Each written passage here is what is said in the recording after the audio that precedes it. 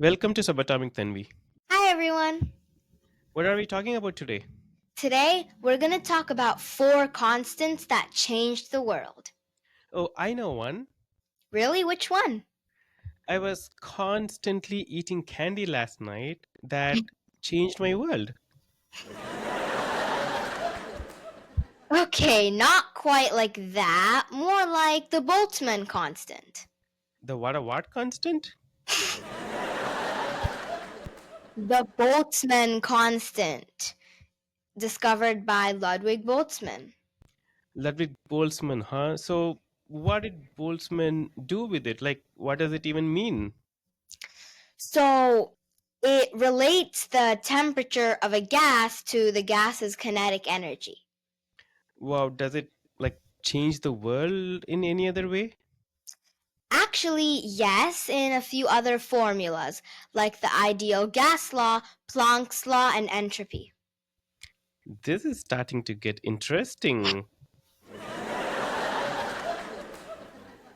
Well, it's about to get even more interesting because Boltzmann proposed that particles move faster when it's hotter and slower when it's colder. The Boltzmann constant helps us understand this more clearly. Wow. I do remember another constant though. The Planck's constant. Yes, it's named after Max Planck, as you all should probably know from other episodes. It relates a photon's energy to its frequency.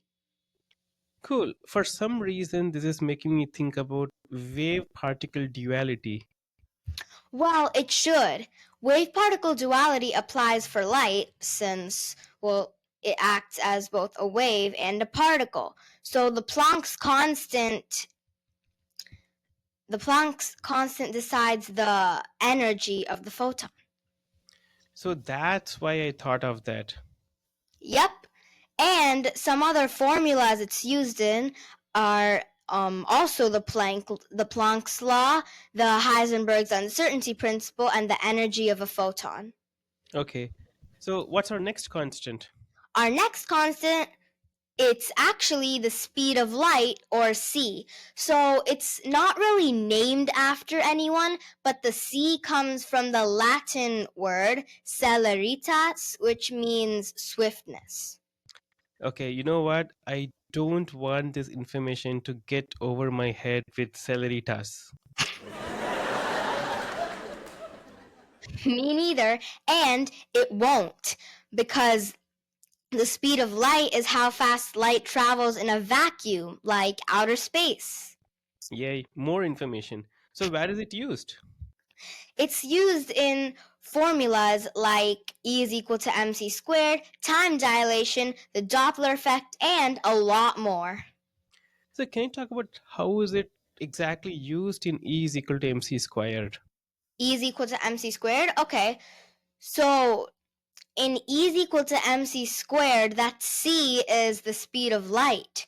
So basically, in the formula, the speed of light, or c, pieces E, or the energy, with m, or the mass, to create E is equal to mc squared. That's cool. So what's our next constant? Our next constant is Euler's number. Euler, like olive oil and vegetable oil? No, Euler is a scientist, and Euler's number is named after him, Leonhard Euler. Oh, that makes way more sense. It sure does. And Euler's number is irrational, just like pi, but its approximate value is 2.71828. 2.71828. That's a catchy number. So, so what is it used for? So the Euler's number is mainly used to understand complex phenomena in engineering and physics. And what formulas do we use it in? Euler's number is used in compound interest, Stirling's approximation, and the arc length of a curve.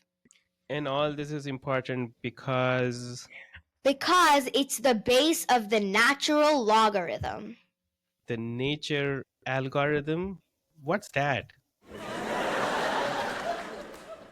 The natural logarithm, or log x. It's the inverse of the exponential function e to the power of x. Okay, so what does this have to do with the Euler's number constant that you were talking about? The natural logarithm shows how by what power to increase e by to get x. And by the way, that e is Euler's number. Okay, so that's how it relates to the nature algorithm. Natural logarithm. Natural logarithm. Yes. Thanks for another amazing episode, Subatomic Tanvi. You're welcome. Bye, everyone.